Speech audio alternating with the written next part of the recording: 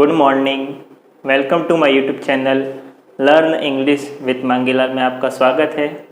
तो हमने passive voice complete कर लिए थे और उसकी एक्सरसाइज करनी हमने शायद लास्ट वीडियो में स्टार्ट कर दी थी और कुछ एक एग्जांपल्स भी किए थे। ठीक है, तो अब हम आगे के एक दो वीडियो में हम एक्सरसाइज करेंगे और हमारा जो पैसिव वॉइस का जो टॉपिक है वो कंप्लीट हो जाएगा। ठीक है, तो मैं यहाँ पर वीडियो पॉज करके कुछ क्वेश्चंस लिखूँगा। ठीक है, आप और उनको आप मेरे करने से पहले वीडियो पॉज करके आप रफ में उन क्वेश्चन को खुद करने की कोशिश करना और फिर जब मैं कराऊँ तो चेक करना कि आपके कितने सही हुए। जब ऐसा करोगे तो धीरे धीरे आपकी प्रैक्टिस खुद करने लग जाओगे, तब जाके सीखोगे, क्योंकि बिना प्रैक्टिस के कुछ नहीं होता। जो मैंने इतने सारे नियम लिखाए वो प्रैक्टिस से ही याद होंगे। ठीक है, अगर मुझे सारे नियम याद हुए तो क्योंकि मैंने प्रैक्टिस बहुत की है। तो आप भी प्रैक्टिस करते जाओ, आपको भी हाई याद हो जाएंगे। ठीक है, तो मैं वीडियो पॉज करके एक बार के लिए सारे क्वेश्चन हैं वो लिख देता हूँ।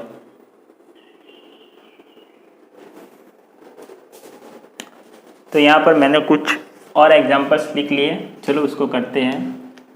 ही केप्ट मी वेटिंग, यानी कि उसने मुझको इंतज़ार करवाया। तो क्या होगा इसका passive voice? I was, keep की थर्ड फॉर्म, सॉरी कीप की केप्ट होती है। I was kept waiting by him. ठीक है, अब देखो, the Hunter shot the lion, शिकारी ने शेर को गोली मारी, शॉट किया यानी कि मार गिराया। तो इसका पैसिव वॉइस क्या होगा? द लॉयन वॉज शॉट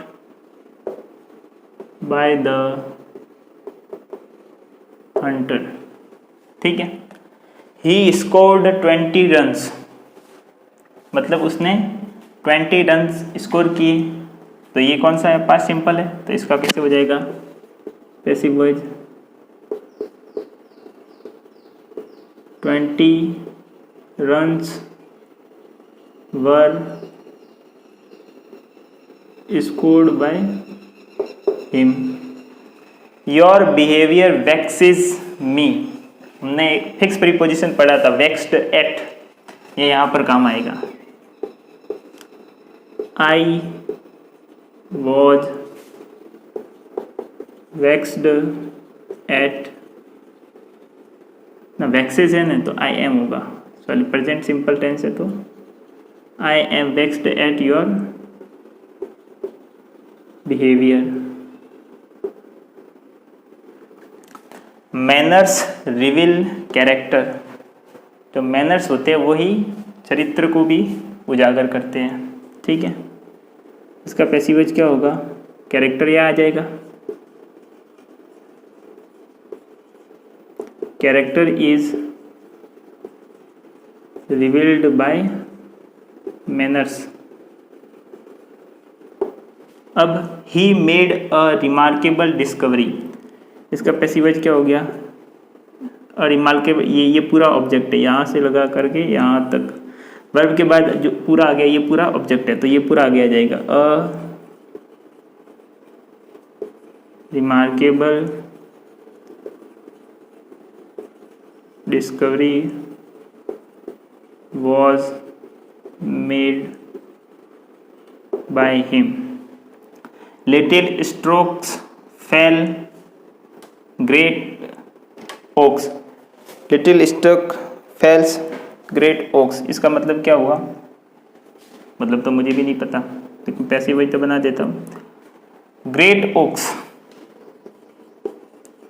इसका मतलब पता था, लेकिन ये कोई कहावत है जिसका अर्थ निकलता है मतलब कि शायद छोटे छोटे मतलब एफर्ट से कोई बड़ी चीज़ होती है, या बूंद बूंद से पानी गड़ा पड़ता है, ऐसा ही कुछ इसका अर्थ निकलता है। Great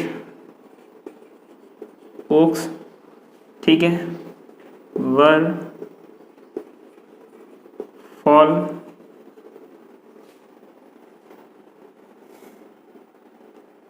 fall bye little stroke. ठीक है,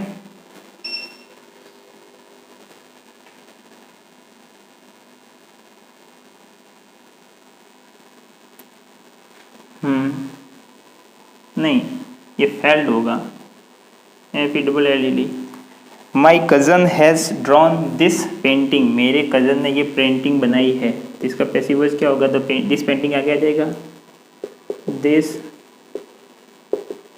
painting has been drawn by my cousin.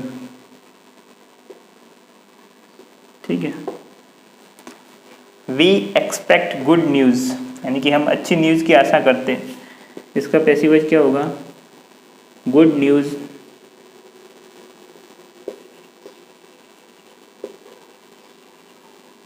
Is expected by us, हमारे द्वारा अच्छे न्यूज़ की उम्मीद की जाती है, एक्सपेक्ट की जाती है। ठीक है, तो ये इतने उतार लो। ठीक है, तब तक के लिए मैं साइड में हो जाता हूँ।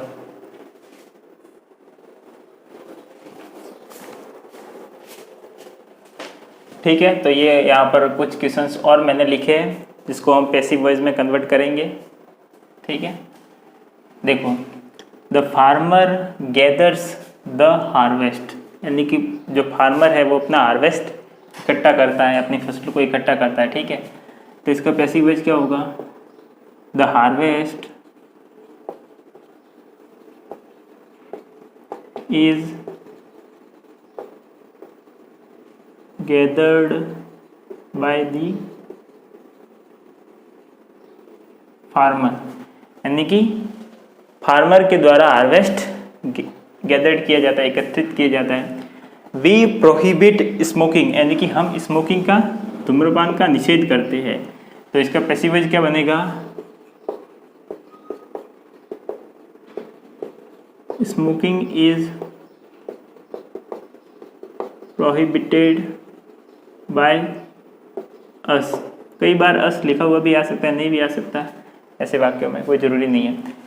We saw you and him, हमने तुम्हें और उसको देखा। तो इसका पैसिव वॉइस क्या होगा? You and he were seen by us.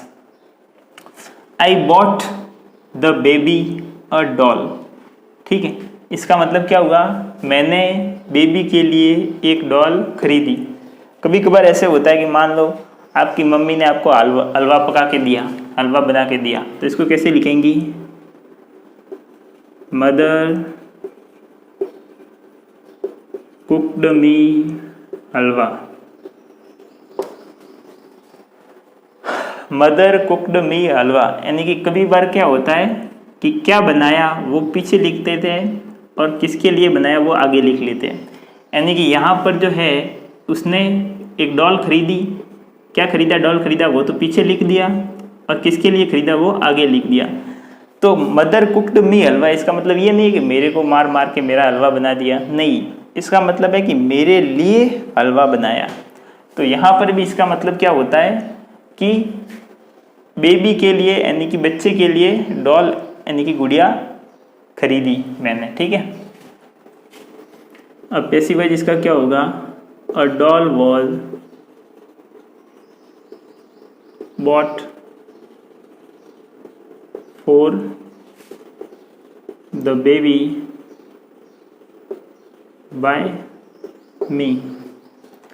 They found him guilty of murder, उन्होंने उसको हत्या का दोषी पाया। तो इसका पैसिव वॉइस क्या होगा? He was found guilty of murder bye them, यानी कि उसको हत्या का दोषी उनके द्वारा पाया गया वह। You can not pump the ocean dry, यानी कि तुम महासागर को पंप लगा करके खाली नहीं कर सकते, सुखा नहीं सकते। ठीक है, क्या समुद्र का पानी को पाइप लगा करके मोटर लगा के खाली कर दोगे, ऐसा नहीं कर सकते। तो क्या होगा, द ओशियन, यहाँ पे क्या आ गया, मॉडल, और मॉडल पैसिव वॉइस में आता है तो क्या करते हैं, उसका पैसिव वॉइस बनाते हैं तो modal plus be plus be की थर्ड फॉर्म, यानी कि the ocean can not be pumped dry. ठीक है, और अब दे पेंटेड, नहीं, they saw the storm approaching, उन्होंने देखा कि जो तूफान है वो अप्रोच कर रहा था, यानी कि आ रहा था, आगे बढ़ रहा था, नज़दीक आ रहा था। तो इसका पैसिव वॉइस क्या होगा, द स्टॉर्म वॉज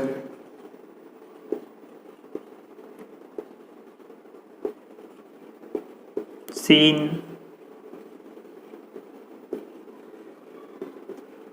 अप्रोचिंग। ठीक है, बाय देम, उनके द्वारा।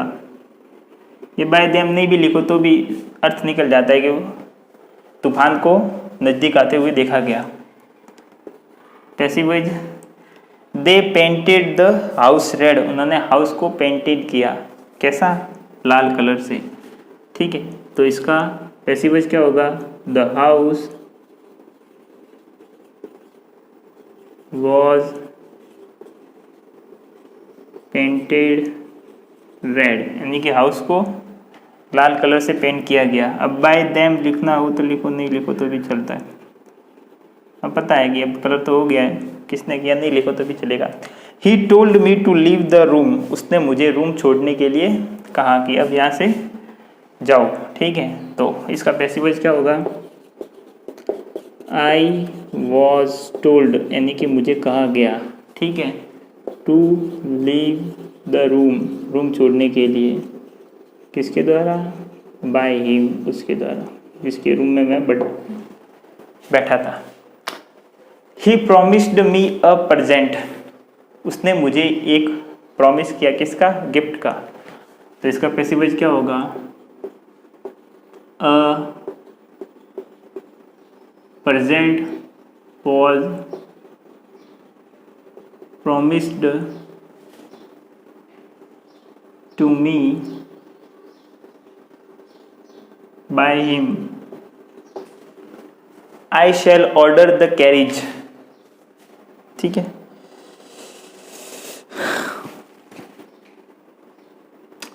तो इसका क्या होगा पैसिव वॉइस, कैरिज आगे आ जाएगा, द कैरिज वॉज, नहीं वॉज हो जाएगा, will be ordered by me. I am watching you very carefully, मैं तुम्हें बहुत केयरफुली देख रहा हूँ। तो इसका क्या होगा, you are being watched very carefully, यानी कि तुम्हें बहुत ध्यान से देखा जा रहा है, किसके द्वारा, बाय मी। ठीक है, तो ये सब हमने एक्टिव वॉइस से पैसिव वॉइस में कैसे बदले उसके कुछ एग्जांपल्स किए। अब हम थोड़ा सा उल्टा कर लेते हैं। उल्टा कैसे, मैं आपको पैसिव वॉइस में बना हुआ वाक्य दूंगा और आप उसको एक्टिव वॉइस में बनाना। अब ये मत कहना कि जैसे सर आप मतलब के अब एक्टिव से पैसिव बनाना सीख लिए तो वापस पैसिव से एक्टिव में क्यों घुसा रहे हो। तो एक्चुअली क्या है ना कि परीक्षा में आता है ना तो ऐसे नहीं लिखा हुआ होता कि एक्टिव से पैसिव में बदलो, वहाँ सिर्फ ऐसे ही लिखा हुआ होता है change the voice, CHAN, change the voice of the following sentence, यानी कि इस सेंटेंस की वॉइस को बदलो। वॉइस को बदलो बोले तो अगर वाक्य ये किस में लिखा गया है वो भी तुम ही पता करो और फिर उसको बदल दो। यदि वाक्य एक्टिव वॉइस में लिखा गया है तो तुम खुद ही उसको पैसिव वॉइस में बदल दो, और यदि वाक्य पैसिव वॉइस में लिखा गया है तो तुम खुद ही उसको एक्टिव वॉइस में बदल दो। और परीक्षा में ये आता है और कंपटीशन में सभी एग्जाम में यही आता है, डायरेक्ट कोई नहीं पूछता कि एक्टिव से पैसिव बताओ या पैसिव से एक्टिव बनाओ। ठीक है, ऐसा मेरे साथ हुआ था एक बार, मैंने 2018 में LDC का पेपर दिया तो उसमें तो क्या हुआ, उस वक्त मैं नई इंग्लिश सीख रहा था। ठीक है, बड़ी शुरुआती थी उस टाइम में, तो मुझे कुछ पता था नहीं, तो मैंने बस पैसिव वॉइस सिर्फ वॉइस शब्द देखा नहीं, और जो वाक्य लिखा गया था, ठीक है, वो ऑलरेडी पैसिव वॉइस में लिखा गया था। पैसिव वॉइस में कैसे लिखा गया था, मतलब वो मैंने आगे तो देखा ही नहीं, मतलब जैसे कि था, ठीक है, कि राम वॉज, ठीक है, और आगे कुछ लिखा गया था, और मतलब वर्ब की थर्ड फॉर्म में लिखा गया, वो राम वॉज पनिश्ड। तो मैंने क्या किया, उसको ये तो देखा ही नहीं कि आगे पनिश्ड है या क्या है, मैंने डायरेक्ट ये देखा राम है वॉज है, बोले तो चट्टा टेंस आ गया, पास्ट कंटिन्यू, और मैंने उसका भी पैसिव वॉइस बना करके बनाना, ये पैसिव वॉइस में था तो मुझको एक्टिव वॉइस में बनाना था, जबकि मैंने इसका ही डायरेक्ट पैसिव वॉइस कर दिया, और डायरेक्ट जो जैसा भी पता नहीं कैसा बन रहा था, और उसको वो वॉज बीइंग और पनिशिंग वाला वो वाला कर लिया, और वो वाला एग्जाम में वो ऑप्शन में भी था, ठीक है, और मेरा क्वेश्चन है वो गलत हो गया। ऐसे मैंने 3 या 4 क्वेश्चन थे, ठीक है, वो मैंने गलत किए थे। तो आपको भी तो आना चाहिए, अब एक्टिव से पैसिव तो बना लिया, लेकिन पैसिव से एक्टिव भी तो बनाना आना चाहिए, क्योंकि परीक्षा में दोनों पूछते हैं, ठीक है। तो चलो मैं साइड में हो जाता हूँ, तब तक के लिए आप इतना उतार लो, फिर हम इसका उल्टा वाला सीखेंगे कि पैसिव से एक्टिव में कैसे कन्वर्ट करते हैं।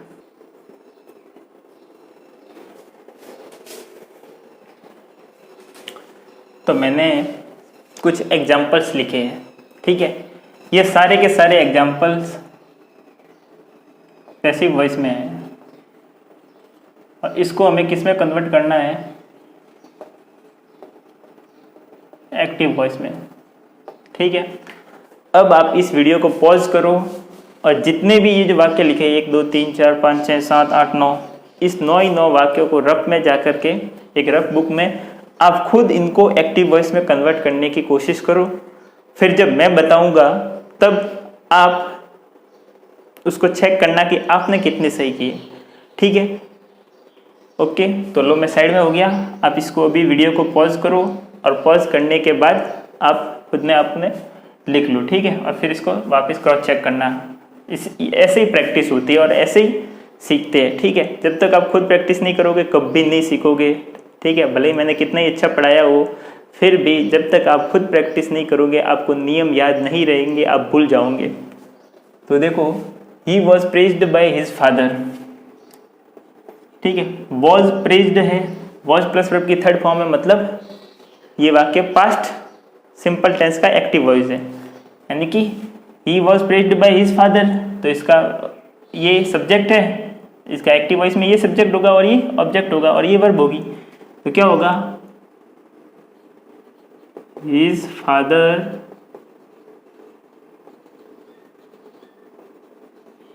Praised him, his father praised him, तभी तो इसका क्या बना है, he was praised by his father. अब देखो, ठीक है, ये एक्टिव वॉइस है क्योंकि ये सारे पैसिव वॉइस में लिखे गए। The first railway was built by George Stephen, ठीक है, तो यहाँ पर भी वॉज करके वर्ब की थर्ड फॉर्म है, मतलब ये भी पास्ट सिंपल टेंस का एक्टिव वॉइस पैसिव वॉइस में लिखा गया है, ठीक है। तो क्या होगा, इसका ऑब्जेक्ट क्या होगा, तो एक्टिव वॉइस में ये सब्जेक्ट होगा जॉर्ज स्टीफन, और क्या बनाया फर्स्ट रेलवे, तो ये ऑब्जेक्ट हो गया, और बिल्ड वर्ब होगी, ठीक है। तो क्या होगा इसका active voice, George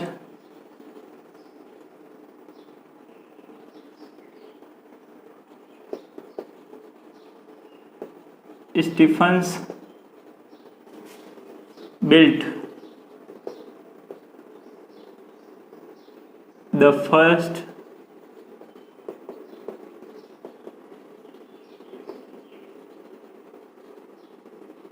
railway, George Stephen built the first railway, तभी इसका पैसिव वॉइस क्या बना, the first railway was built by George Stephen. अब देखो इसका एक्टिव वॉइस बनाओ, the horse was frightened by the noise, यानी कि जो घोड़ा था वो आवाज से डर गया, ठीक है। तो इसका ये पैसिव वॉइस में, तो एक्टिव वॉइस में क्या होगा कि आवाज ने घोड़े को डराया, ठीक है, यानी कि द नॉइस है वो सब्जेक्ट बन जाएगी, द हॉर्स है वो ऑब्जेक्ट बन जाएगा एक्टिव वॉइस में, और फ्राइटेंड है वो फ्राइटेंड हो जाएगा, यानी कि द नॉइस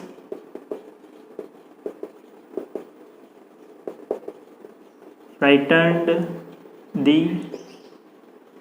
हॉर्स। अब देखो, the teacher was pleased with boys work. मैंने बताया था कि ये पैसिव वॉइस में प्लीज्ड के बाद में विथ आया है, ठीक है। तो ये क्या होगा, द बॉयज वर्क है, ये सब्जेक्ट बन जाएगा, द टीचर है वो ऑब्जेक्ट बन जाएगा एक्टिव वॉइस में। क्या होगा, बॉयज वर्क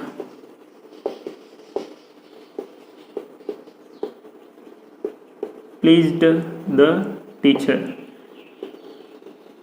यानी कि लड़कों के काम ने टीचर को खुश कर दिया, लड़कों ने अच्छा काम किया। He was taken to the hospital by his friends, उसको उसके दोस्तों के द्वारा हॉस्पिटल ले जाया गया। और एक्टिव वॉइस में बोलेंगे तो हम कैसे बोलेंगे कि उसके दोस्तों ने उसको हॉस्पिटल, उसके दोस्त उसको हॉस्पिटल लेकर गए, ठीक है। तो एक्टिव वॉइस में क्या होगा, ये है वो आगे आ जाएंगे और ये वो पीछे चला जाएगा, यानी कि हिज फ्रेंड्स टेकन है तो इसका हो जाएगा took him to the hospital, यानी कि उसके दोस्त उसको हॉस्पिटल ले गए। The town was destroyed by an earthquake, यानी कि जो कस्बा जो था वो क्या हो गया, डिस्ट्रॉय हो गया, यानी कि नष्ट हो गया। किसके द्वारा, भूकंप के द्वारा। तो भूकंप के द्वारा कस्बा नष्ट हो गया, ये तो हो गया पैसिव वॉइस में। एक्टिव वॉइस में क्या होगा कि भूकंप ने कस्बे को नष्ट कर दिया, तो इसका एक्टिव वॉइस होगा एन अर्थक्वेक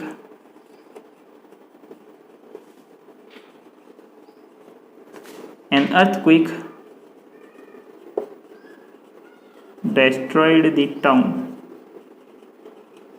ठीक है। Shakuntala was written by Kalidas, Shakuntala एक ग्रंथ का नाम है जिसको कालिदास ने लिखा था। तो शकुंतला की रचना किसके द्वारा की गई, कालिदास के द्वारा, ये तो पैसिव वॉइस में हो गया। एक्टिव वॉइस में क्या होगा, कालिदास ने शकुंतला की रचना की, ठीक है। तो क्या होगा,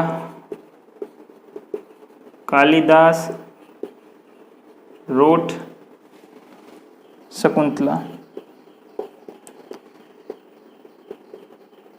अब देखो, the building was damaged by the fire, यानी कि जो बिल्डिंग थी वो आग के द्वारा क्या हो गई, डैमेज हो गई, यानी कि क्षतिग्रस्त हो गई। तो एक्टिव वॉइस क्या होगा कि आग ने बिल्डिंग को यानी कि भवन को क्षतिग्रस्त किया। द फायर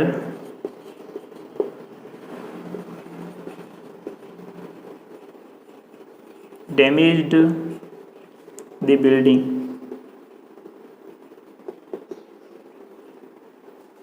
अब देखो, those cars were built by robots, यानी कि ये जो कारें थी, जो कारें जो थी दोज, वो कैसे थी, वो रोबोट के द्वारा बनाई गई थी। ये तो पैसिव वॉइस में हो गया। और एक्टिव वॉइस में क्या होगा कि रोबोट ने उन कारों को बनाया। तो एक्टिव वॉइस होगा robots build BUILD build those cars, ठीक है। ये दीज दोज का अगर आपको समझ में नहीं आए ना, देखो तो मैं समझाता हूं। एक तो होता है दिस, एक होता है दैट,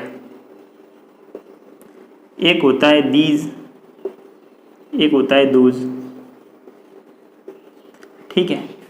जब कोई वस्तु एक हो, एक वचन हो, ठीक है, मान लो, और देखो मैं यहां पर हूं, मेरे से नजदीक क्या है, दिस, और मेरे से दूर क्या है, दैट, ठीक है।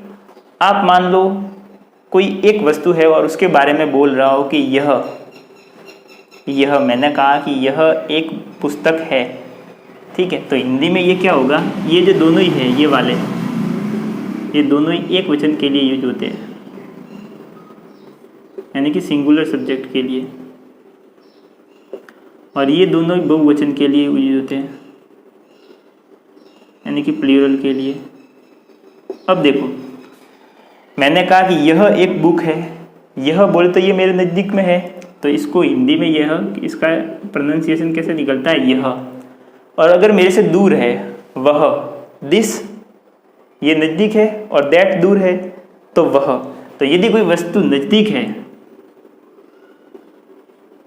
और एक वचन है तब तो हम यूज करेंगे दिस, और यदि कोई वस्तु यह और वह, एक तो मैं कह रहा हूँ कि यह और एक वह, ठीक है, तो वह दूर है, यह नज़दीक है, तो वह है, ये भी एक वचन है लेकिन ये दूर के लिए। इसी प्रकार दीज और दोज, ये दोनों ही बहुवचन है, लेकिन जो दीज है मेरे नज़दीक कौन सा पड़ रहा है, दीज, तो नज़दीक वाली वस्तुओं के लिए कौन सा यूज करेंगे, दीज। और दोज दूर पड़ रहा है, तो दूर वाली जो वस्तु होगी उसके लिए यूज करेंगे दोज। तो मान लो ये किताबें हैं, ये किताबें हैं मतलब ये मेरे नज़दीक है, तो हिंदी में इसको कैसे लिखेंगे, ये। और वे किताबें हैं, ठीक है, वे कारें हैं, वे लड़के हैं, तो वे दूर है। तो अगर मान लो यहाँ पर मान लो सब्जेक्ट है, इससे अगर नज़दीक में होगा तो एक वचन के लिए दिस और बहुवचन के लिए दीज, ये नज़दीक और ये भी, ये दूर के लिए। और ये अगर वही एक वचन वाली वस्तु अगर दूर होगी सब्जेक्ट से, ठीक है, तो दैट यूज करेंगे। और वही बहुवचन वाली वस्तु अगर दूर होगी तो दोज यूज करेंगे, ठीक है। तो ये भी कई साइड में आपको लिखना हो, आता हो तो उसको तो अच्छी बात है, नहीं आता हो वो लिख लो, ठीक है। तो कुछ ये जितने एग्जाम्पल्स कराए, थोड़े 8-9 एग्जाम्पल और कर लेते ताकि आपको, वैसे तो जब आपको एक्टिव से पैसिव बनाना अच्छे से आ जाता है ना, तो पैसिव से एक्टिव बनाना कोई बड़ी बात नहीं है, वो तो चुटकियों में से देखते ही हो जाता है, ठीक है। तो चलो मैं साइड में हो जाता हूँ, तब तक के लिए आप इतना उतार लो।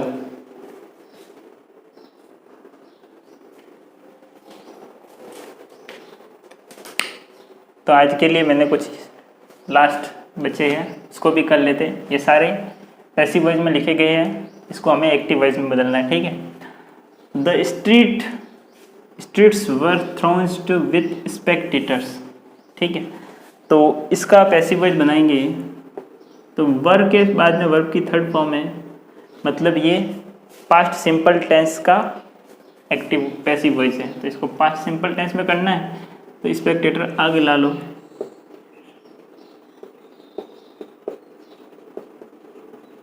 स्पेक्टेटर्स, फिर वर्ब थ्रोन्ड द स्ट्रीट्स, ठीक है। The trees were blow down by the winds, ठीक है, विंड्स मतलब जो पेड़ थे वो हवा के द्वारा गिरे दिए गए। ब्लो डाउन का मतलब होता है हवा से गिरना, ठीक है। तो क्या होगा, द वाइंड मतलब इसका एक्टिव वॉइस होगा कि हवा ने पेड़ों को गिराया, यानी कि द वाइंड, अब ब्लोन है तो ब्लो का ब्लू ब्लोन, ठीक है, यानी कि ब्लू BLEW ब्लू डाउन, ठीक है। The wind blew down the trees, we shall be blamed by everyone. अब देखो ये पैसिव वॉइस फिर भी मैंने एवरीवन लिखा है बाय करके, ये सिर्फ आपको समझाने के लिए लिखा है, क्योंकि अगर मैं एवरीवन नहीं लिखता, ठीक है, और डायरेक्ट ही इसका पैसिव वॉइस से एक्टिव वॉइस में बनाता और वहाँ पर एवरीवन लिखता, तो आपको समझ में ही नहीं आता। We shall be blamed by everyone, तो इसका पैसिव वॉइस क्या होगा, सॉरी ये सारे पैसिव वॉइस थे, हम तो एक्टिव वॉइस बना रहे हैं,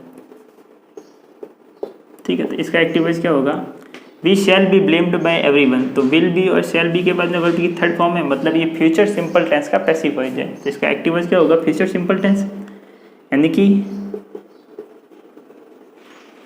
एवरीवन विल ब्लेम अस, ठीक है, एवरीवन विल ब्लेम अस। अब लिख लिया, अब अगर ये वाला पीछे का एवरीवन हम निकाल देंगे ना पैसिव वॉइस में तो भी चलेगा, बाकी यही था, वी शैल बी ब्लेम्ड, यानी कि हमें ब्लेम किया जाएगा, तो कौन करेगा, लोग ही तो करेंगे, ठीक है, या हर कोई करेगा। तो बाय पीपल भी लिख सकते हैं, बाय एवरीवन भी लिख सकते हैं, ठीक है। तो मैंने बाय एवरीवन पहले से लिख लिया ताकि आप कंफ्यूज नहीं होगी यहाँ पर क्या लिखना है। और जब यहाँ पर आपको समझ में आ गया कि एवरीवन विल ब्लेम अस या पीपल विल ब्लेम अस आएगा, तो फिर हम यहाँ से मैंने हटा भी दिया, ठीक है।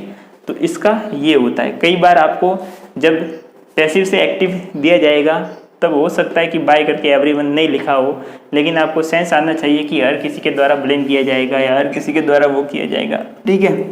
अब देखो, the child was knocked down by a car. एक फ्रेजल वर्ब होती है knock down, KNOCK, knock down. Knock down का मतलब होता है कुचल कर मार देना, कुचलना।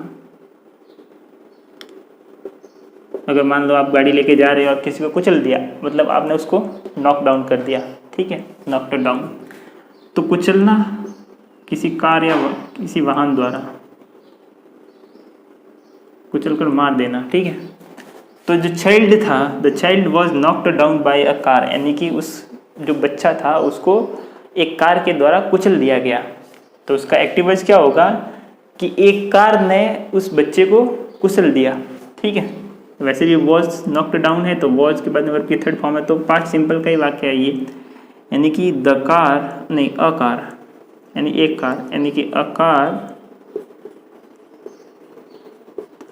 knocked down the child. Ashok was not much surprised at this. was है, not है, surprised है, यानी कि ये वाक्य भी पास्ट सिंपल का ही पैसिव वॉइस है। तो दिस आएगा आगे, दिस, और नेगेटिव भी है तो डिड नॉट आएगा, फिर आएगा मच, सरप्राइज। सरप्राइज क्यों है, सरप्राइज क्यों नहीं है, क्योंकि यहाँ पे डिड पहले से लगा गया है, लगा हुआ है, तो यहाँ पर डिड फर्स्ट फॉर्म आएगी। तो this did not much surprised Ashok, ठीक है, यानी कि इस चीज़ ने अशोक को ज़्यादा सरप्राइज नहीं किया। तो चलो मैं साइड में हो गया, आपको किसी को पॉज करके लिखना वगैरह हो तो लिख लो। तो आज की क्लास में हम इतना ही पढ़ेंगे। कल के वीडियो में कुछ और अच्छे लेवल के मिक्स में, सारा कुछ मिक्स में, मतलब एक्टिव से पैसिव भी मिक्स में, पैसिव से एक्टिव भी मिक्स में, जो हमने मिसलिनियस टाइप पढ़े वो भी मिक्स में, सारा कुछ एक बार मिक्स में हम अच्छे लेवल के क्वेश्चन, ठीक है, जो परीक्षा में ज़्यादातर बनने की संभावना रहती है, वो वाले क्वेश्चन हम अपनी नेक्स्ट क्लास में डिस्कस करेंगे, ठीक है। तब तक के लिए अगर मेरा पढ़ाना आपको अच्छा लगा हो, ये जो हमने ये एक्सरसाइज की ये समझ में आई हो आपको, ठीक है, तो आप कमेंट में बताना, नहीं समझ में आई हो तो भी बताना, ठीक है। और इस वीडियो को ज़्यादा से ज़्यादा शेयर करने की जिम्मेदारी आपकी है। वीडियो के नीचे कमेंट जरूर करना, ठीक है। तो मिलते हैं हम अपनी नेक्स्ट क्लास में, तब तक के लिए आप सबको जय श्री कृष्णा, जय श्री राम, आप सबको प्रणाम, ठीक है। Okay, bye, take care.